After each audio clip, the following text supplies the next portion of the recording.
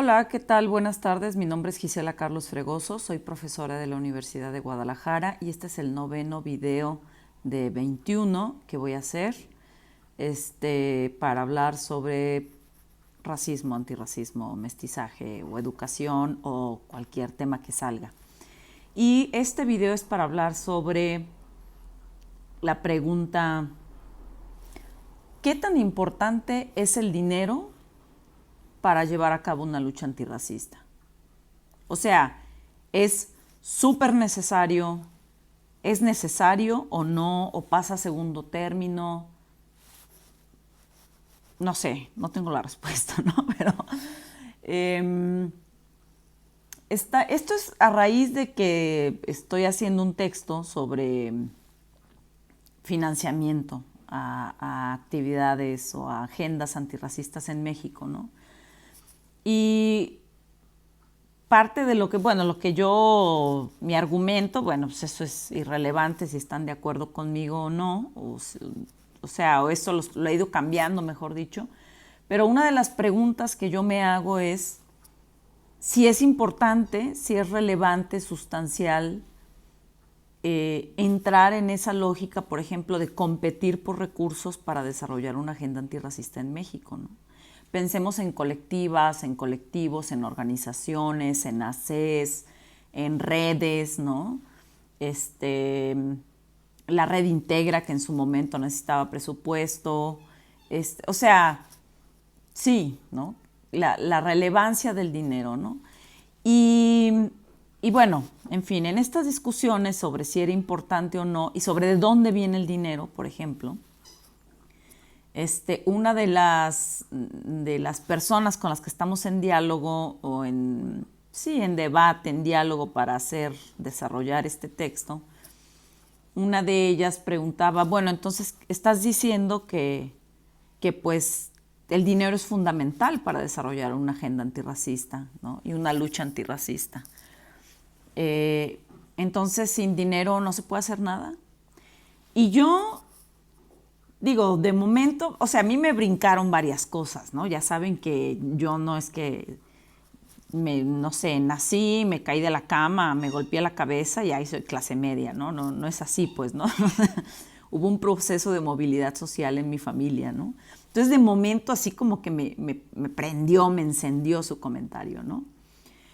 Pero ya después, con la cabeza más fría, pensé en dos cosas, ¿no? Por una parte dije, bueno, ¿quién está preguntando?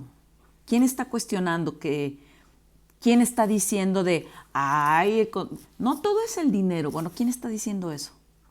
¿En qué posición de privilegio se encuentra esa persona, institución, fundación, para decir que no todo se trata de dinero, ¿no?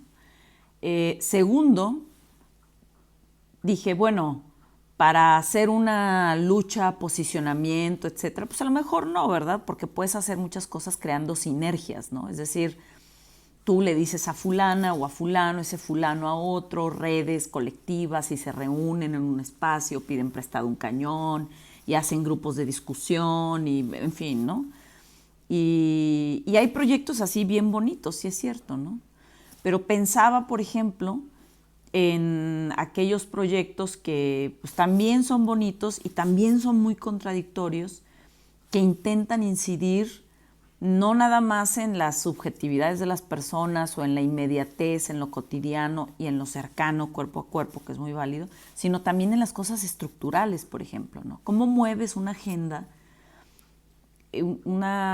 política que incida en lo estructural? No sé, pienso en si todas las universidades de México estuvieran obligadas a, un poco lo que hizo Lula en Brasil, a designar el 50% de sus cupos para personas indígenas y negras que entran sí o sí a las carreras que quieren, ¿no?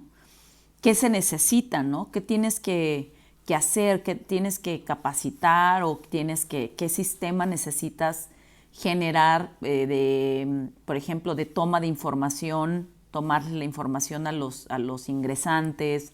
O sea, y eso requiere dinero. No es nada más por buena onda, no es nada más, ahí sí, vamos a echarle ganas. O sea, ¿no?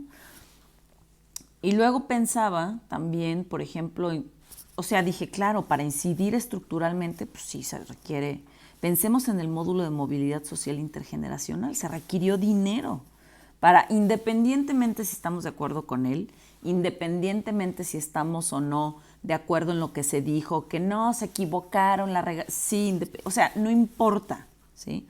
Para hacer ese estudio hubo un antes y un después y se requirió dinero, ¿sí?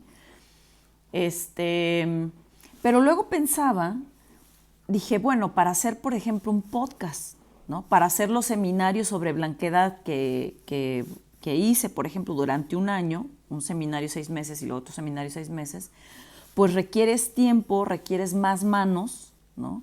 Requieres una plataforma Zoom que cuesta 25,000 pesos porque requería el servicio de interpretación y transcripción. Requieres, o sea, no es, y no fue algo que incidió estructuralmente, ¿no? O sea, fue una cosita así súper pequeña, ¿no? No fue como el módulo de social intergeneracional, para nada, ¿no? Pero pese a eso, un proyecto pequeñito requirió dinero, ¿sí? Y finalmente pensaba en el caso del Congreso Nacional Indígena y el Consejo Indígena de Gobierno, en el 2017, como ustedes saben, María de Jesús Patricio fue elegida como vocera del Consejo Indígena de Gobierno, conformado por distintas representantes de comunidades indígenas, poblaciones mestizas y comunidades afro, y entraron a la contienda presidencial del año 2018, aquí en México. Y una de las cosas que ellos, cuando se inscribieron ante el INEGI, una de las cosas que dijeron es que no iban a recibir dinero del erario público, ¿no? Porque era un dinero pues del Estado mexicano, que solamente los querían comprar, que se robaba muchísimo dinero en campañas y ellos no iban a entrar al sistema de corrupción que implica las elecciones, ¿no? Entonces, hasta ahí vamos bien. Pero si ustedes recuerdan, una de las cosas que pasó fue que tuvieron un accidente gravísimo, gravísimo, ¿no? Donde una compañera, de hecho, perdió la vida, ¿no? Una compañera o una integrante del CIG, del Consejo Indígena de Gobierno, ¿no? Y claro, o sea, uno puede decir, pues es que ya les tocaba o el accidente lo quiso Dios, o qué sé, pero también tiene que ver con condiciones. ¿Cuáles eran las condiciones? ¿En qué condiciones realizó esa gira el SIG y el CNI? ¿Y en qué condiciones realizan las giras los que se postulan para candidatos presidenciales o estatales, ¿no? O sea, sí pasa por una cuestión de dinero. Entonces, lo que quiero decir es que cuando alguien pregunta, ay, ¿a poco todo se trata de dinero? Bueno, yo pienso que primero hay que cuestionar el locus de enunciación de la persona que está diciendo eso, ¿no? Y después entramos en la discusión de qué pasa cuando una colectiva de base, organizaciones de base, recibe dinero que pueden decir, ay, se vendió, ay, ¿por qué? ¿Por qué recibe dinero de esa organización? Ay, ¿por qué recibe dinero de esa fundación? Ay, ¿por qué reciben dinero gringo imperialista y son supuestamente anticoloniales y anticapitalistas? No, o sea, después podemos entrar en esas discusiones. ¿Y qué pasa en las organizaciones cuando se reciben, por ejemplo, fondos con cantidades fuertes, ¿no? Y ya, es todo. Y díganme, o sea, que es importante, ¿qué tan importante creen que sea el dinero? Pues, ¿no? Eso. Bye, adiós.